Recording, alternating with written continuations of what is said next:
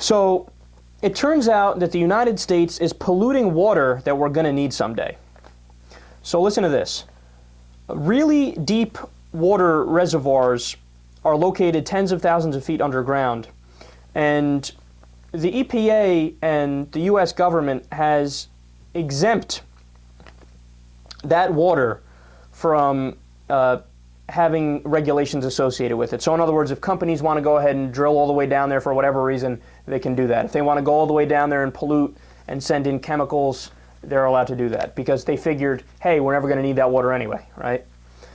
Well, I'll give you an example. In eastern Wyoming, there was an analysis that showed that it would cost $500,000 to construct a water well into deep but high-quality aquifer reserves. That, plus an untested assumption that all the deep layers below it could only contain poor quality water, led regulators to allow a uranium mine to inject more than 200,000 gallons of toxic and radioactive waste every day into the underground reservoirs. So, do you get that? So what's happening is all around the U.S., these corporations are dumping toxic waste into our water reservoirs that are way underground. So it turns out that this was a terrible mistake, because one of the primary effects of global warming is a tremendous decrease in fresh water. So what happens is, in many areas in the Midwest and in the West, they get their water from mountaintops. That's where they get their fresh water. So the snow's on the mountaintops, and they take it and melt it, or it melts automatically, and then they use that water for their fresh water. And obviously, since global warming is progressing, there's less and less water there, which means there's less and less fresh water for the populations that live there. So Denver relies on drinking water levels that have dropped more than 300 feet. Texas actually rationed some water use last summer in the midst of a record-breaking drought.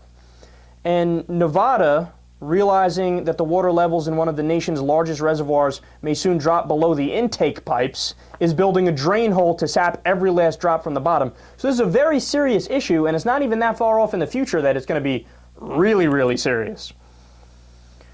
So Mexico is actually out front of us on this issue. Mexican authorities have already drilled an exploratory well into the aquifer and are working to determine the exact size of an underground reservoir by them.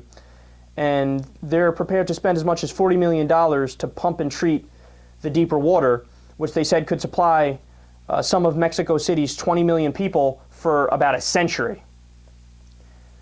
So the United States, we are going to have a huge problem on our hands not too far in the future. And as of right now, we don't have the technology that exists to purify some of the ultra-toxic stuff that's in these underwater reservoirs. And a lot of it is, uranium, like we said. And then there's also, from fracking, you have benzene, which is a cancer-causing chemical, among a whole bunch of others. So, look, wanton industrialization strikes again, and these are the effects.